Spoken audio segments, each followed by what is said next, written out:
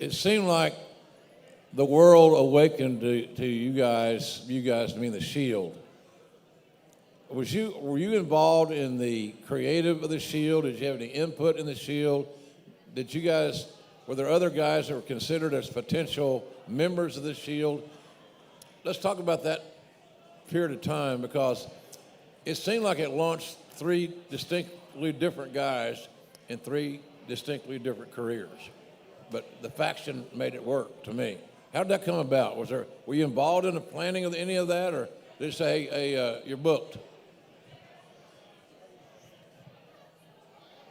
Well, we were just presented with the opportunity. We was like told top secret, like, look, there's a thing, and it's you three guys, and we didn't know what it was going to be. I think we found out the night before that we knew we were going to be a group of some sort.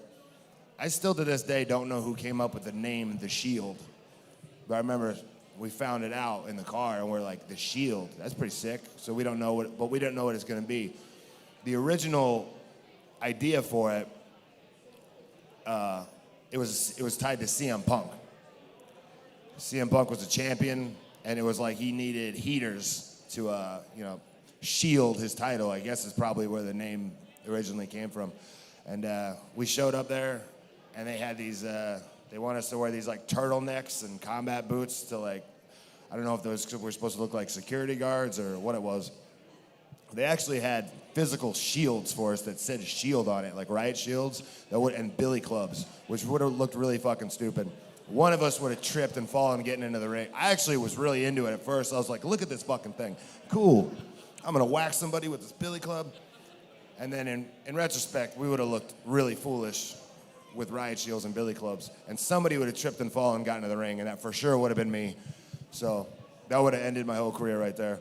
So, but as far as like the tactical gear and all that, and like our entrance was our idea. Once we were like, after that first night, all the kind of ideas were ours. Because we're like, we're like an invading force. Why would we come through the locker room or through the entrance like everybody else? So the entrance was our idea. The tactical gear was like our idea. We went to like, like army surplus stores and started getting all kinds of different stuff. And so originally we were supposed to be with Punk for like the long haul. Me and him and us and him and Paul were kind of like a group for the first few weeks. We even we rode on Punk's bus and hung out with him and stuff, and we were kind of like all together. But I think really quickly, like within the first couple weeks, they saw that this was a thing that had some spark and was going to work. And then they kind of took us away from him and wanted us to be our own thing. So as soon as they saw that it was like, damn, this could be hot shit, I think it was probably Triple H who kind of like took us and tried to make us on our own and take us away from Punk. And then we're off to the races. I always thought that SHEILD presentation, just for my taste, needed about 6 more months of hot television together to get everybody to at least one step away from your own individual main event status. I thought it was like a lot of things that are done in wrestling, cut short. And I've often wondered why that is. Is it the guys in creative get bored with it? Is it the talents within the entity get bored with it? But nonetheless, I don't know what your take on it is. I'd like to know.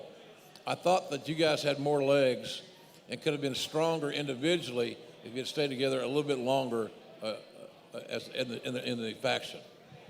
The way I think I remember it being told to us was just we ran out of people to work with. I think we beat Evolution pretty definitively in that feud, and after that, we'd been built so strongly as a unit that there wasn't another unit you could put us against at the time. You know, it'd be too hard to build somebody up. And as like 3 singles wrestlers in a group, I don't think we ever successfully got there to where we were all our own characters and we all just happened to be in a group together. Like the SHEILD was kind of its own character. It was like a 3-headed dog character. The version of the SHEILD that I liked the best was like the early on SHEILD, where we just 3-on-1 everybody, beat the shit out of everybody. And all that was all our kind of ideas too, the way we'd structure matches to where every time we'd always be 2-on-1 somebody.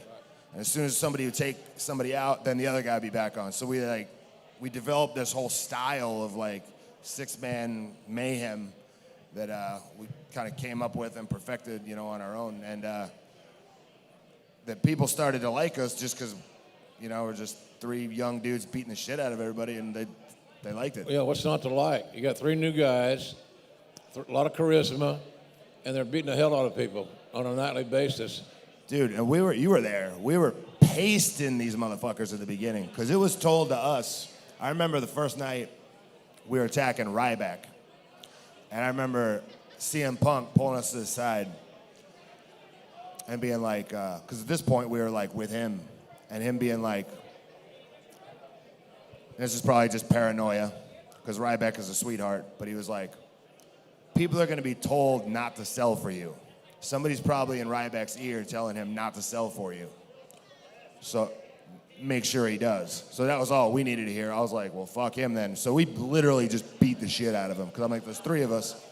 But we had that because it was a different, more tense locker room back then. Guys didn't get opportunities as much. If you were in FCW, you had like, your chances of getting out and getting a spot were slim, and if you did, being successful at it and not getting buried and swallowed up really quickly were slim. You had like the top guys, like the Cenas and the Ortons and all them, and for like new young guys to come right into the mix was pretty rare, and we were not gonna let it get taken away. I was like, and we really had an all for one for all mentality. I was like, I don't give a fuck. I'll fight anybody. I'll fucking fight anybody on live TV if they fuck with my guy or try not to sell us. So I was like, this is our only shot.